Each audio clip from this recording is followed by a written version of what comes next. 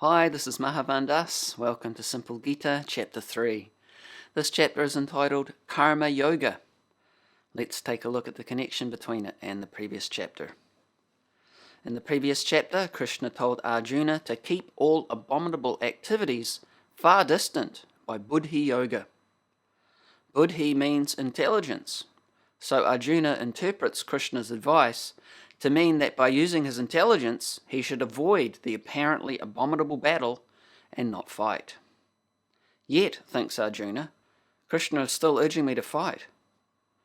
Thus, chapter 3 opens with Arjuna asking Krishna to clarify his apparently contradictory advice. Here's our overview of chapter 3. In chapter 3, Krishna describes karma yoga, or the great art of doing work, as an offering to the Supreme, and thus avoiding karmic bondage. He also describes the enemy of such work, self-centered desire, and how to conquer it by spiritual intelligence. Let's take a look at the first verse and purport for this chapter from Bhagavad Gita as it is. Arjuna said, O Janardana, O Keshava, why do you want to engage me in this ghastly warfare if you think that intelligence is better than fruitive work? Srila Prabhupada's purport. The Supreme Personality of Godhead, Sri Krishna, has very elaborately described the constitution of the soul in the previous chapter, with a view to delivering his intimate friend Arjuna from the ocean of material grief. And the path of realization has been recommended, buddhi-yoga, or Krishna consciousness. Sometimes Krishna consciousness is misunderstood to be inertia, and one with such a misunderstanding often withdraws to a secluded place to become fully Krishna conscious by chanting the holy name of Lord Krishna. But without being trained in the philosophy of Krishna consciousness, it is not advisable to chant the holy name of Krishna in a secluded place, where one may acquire only cheap adoration from the innocent public. Arjuna also thought of Krishna consciousness, or buddhi-yoga, or intelligence and spiritual advancement of knowledge, as something like retirement from active life and the practice of penance and austerity at a secluded place. In other words, he wanted to skillfully avoid the fighting by using Krishna consciousness as an excuse. But, as a sincere student, he placed the matter before his master and questioned Krishna as to his best course of action. In answer, Lord Krishna elaborately explained karma yoga, or work in Krishna consciousness, in this third chapter. Let's take a look at the key points here in chapter 3. The first one is Arjuna's confusion, as we just heard. Action or inaction? Arjuna is basically asking Krishna here at the beginning of the chapter, if you're recommending I use my intelligence to avoid horrible actions, why are you still telling me to fight the battle? So then the next key point for the chapter is that karma yoga, or action and knowledge, is better than giving up action, or the attempt to give up action. Krishna explains that there are two general categories of yogis. There are those who are trying to give up all action, and then there are those who dedicate their activities to the Supreme. The point in this section is that both types of yogis are trying to get free from karma. Why is that? Because karma keeps us in the cycle of samsara, or repeated birth and death, suffering so many miseries. So, karma means, as we shall see in chapter 8, action which develops another material body in the next life. So both these kinds of yogis, they are trying to avoid that. They are trying to avoid karma, or action which develops for them another material body. So in this section, Krishna goes on to explain why karma yoga, or acting for the pleasure of the Supreme, is more practical than trying to give up all action. When one acts for the pleasure of the Supreme in karma yoga, there is no karmic reaction. That is the point that Krishna makes. And because karma yoga is an active process, it's much easier and more natural than the process of trying to give up all action. First, Krishna explains the disadvantages of trying to give up action. He says here, not by merely abstaining from action can one achieve freedom from reaction or freedom from karma, nor by inaction alone can one attain perfection. Everyone is forced to act helplessly according to the qualities he has acquired from the modes of material nature. Therefore, no one can refrain from doing something, not even for a moment. So Krishna explains here that there are material influences which compose our body and our mind. And although we're not the body and mind, these material influences, they're called the modes of material nature, they force us to act. And so even if we want to give up action, it's actually impossible to give up all action because we're forced by these material influences to act. Therefore, as he says, no one can refrain from doing something, not even for a moment. So the attempt to give up action is really just an impossible attempt. He goes on to explain that one who restrains the senses of action, but whose mind dwells on sense objects, certainly deludes himself and is called a pretender. So if one is not actually qualified to give up an active life in the world and try to meditate, then one will end up just becoming a pretender, Krishna explains here. The mind will be dwelling on so many objects of temporary enjoyment, while externally the person is presenting themselves as a renunciant, a monk, someone who has nothing to do with the world. So this is just imitation. It's the activity of a pretender. Krishna goes on to say, on the other hand, if a sincere person tries to control the active senses by the mind and begins karma yoga or Krishna consciousness without attachment, he is by far superior. He says to Arjuna, perform your prescribed duty, which is fighting in this case. He's a military general. For doing so is better than not working. One cannot even maintain one's physical body without work.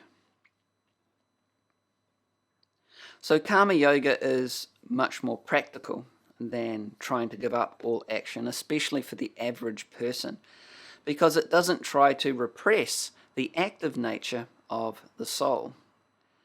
There's no need for Arjuna to give up his duty of fighting, but he should give up the results of that duty to the Supreme. That's karma yoga. Yoga means connection to the Supreme. Karma means action. So we can connect to the Supreme simply by giving the results of our actions to the Supreme or to the Supreme cause. And that is what Krishna is advising Arjuna to do here on the battlefield.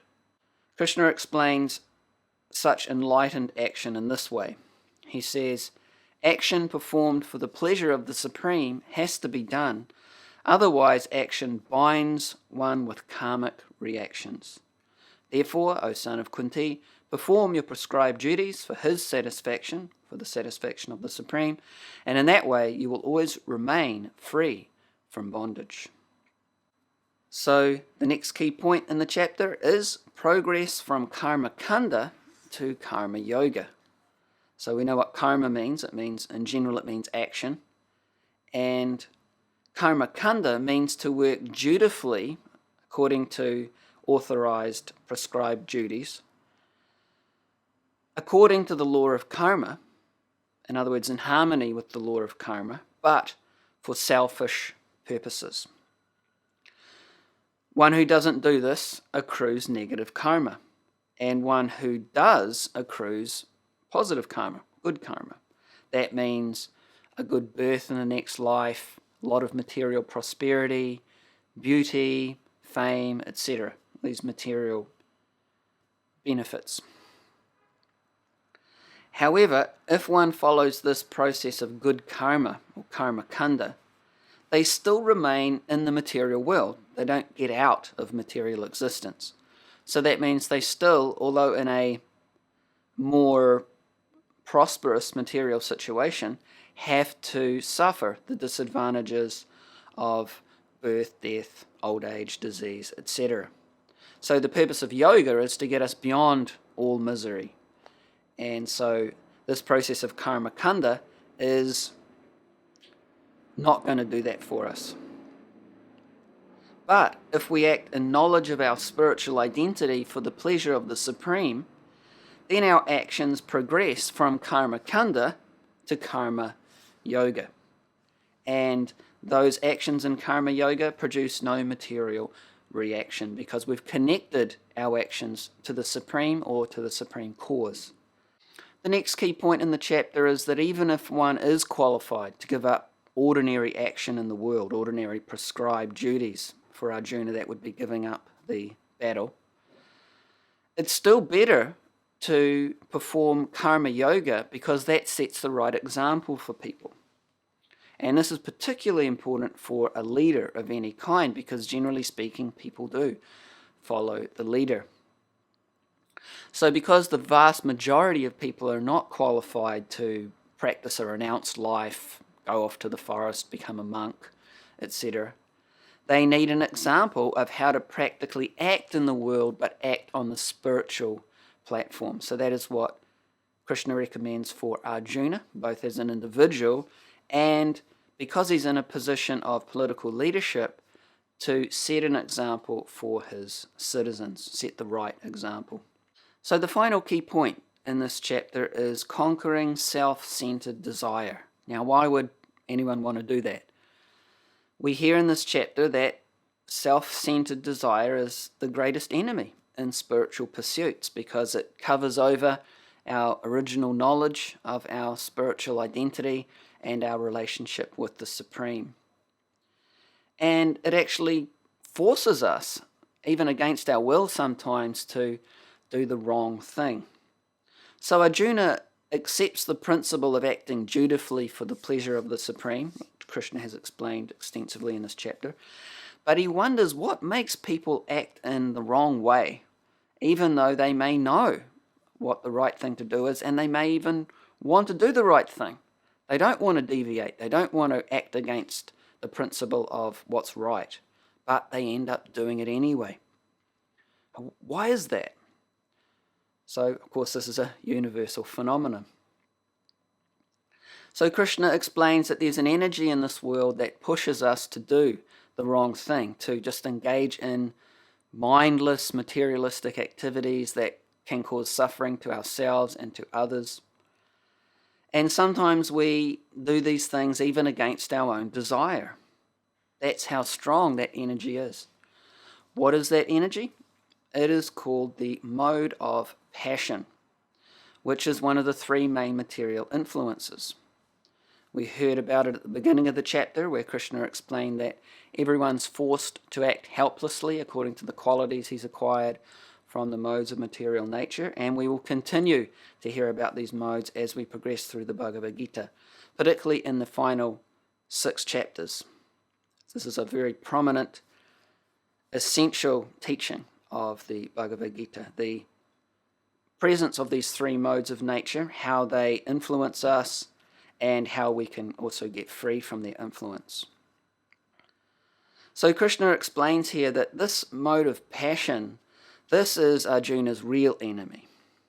Why is that? As we said, because it covers over our spiritual knowledge and therefore it perpetuates material existence with all its concomitant issues and problems. So Srila Prabhupada explains what the mode of passion does to our original spiritual desire to love and serve the Supreme. He says, when a living entity comes in contact with the material creation, his eternal love for Krishna is transformed into lust in association with the mode of passion. So lust meaning self-centered desire in general. Or, in other words, the sense of love of God becomes transformed into lust as milk in contact with sour tamarind is transformed into yogurt. Then again, when lust is unsatisfied, it turns into wrath. Wrath is transformed into illusion, and illusion continues the material existence. Therefore, Lust is the greatest enemy of the living entity, and it is lust only which induces the pure living entity to remain entangled in the material world. So this is how lust or self-centered desire is actually the greatest enemy for the spiritual aspirant. And because self-centered desire can't be satisfied, frustration and anger are the inevitable result. Krishna gives the example of a fire, that no matter how much fuel you put on the fire is not extinguished. In fact, the fire just blazes more and more. Similarly, the more we try to satisfy self-centered desire, the more dissatisfied we become, and that dissatisfaction turns into frustration and anger. And as Krishna explains in this section, it is that desire only that causes us to identify with the body as the self, to forget our spiritual identity as parts and parcels of the Supreme, to act in ignorance of who we really are, to accrue karma, and to therefore remain entangled in the material world of birth and death. So how do we defeat the mode of passion or self-centered desire? Srila Prabhupada explains, wrath is the manifestation of the mode of ignorance. So that's another one of the three modes. There is the mode of passion, the mode of ignorance, and there's also the mode of goodness, which we'll hear about next. Wrath is the manifestation of the mode of ignorance. These modes exhibit themselves as wrath and other corollaries. If, therefore, the mode of passion, instead of being degraded into the mode of ignorance, is elevated to the mode of goodness by the prescribed method of living and acting, then one can be saved from the degradation of wrath by spiritual attachment. So understanding the prescribed method of living and acting is the way out of self-centered desire. That's how to defeat the enemy of lust. Once one has this understanding, one can then begin applying it in one's life by engaging one's senses in a practical lifestyle of bhakti-yoga, or a lifestyle for enlightenment. And that lifestyle gradually purifies the practitioner from self-centered desire. Krishna concludes by stressing the importance of cultivating genuine spiritual knowledge in a yogi's battle with self-centered desire.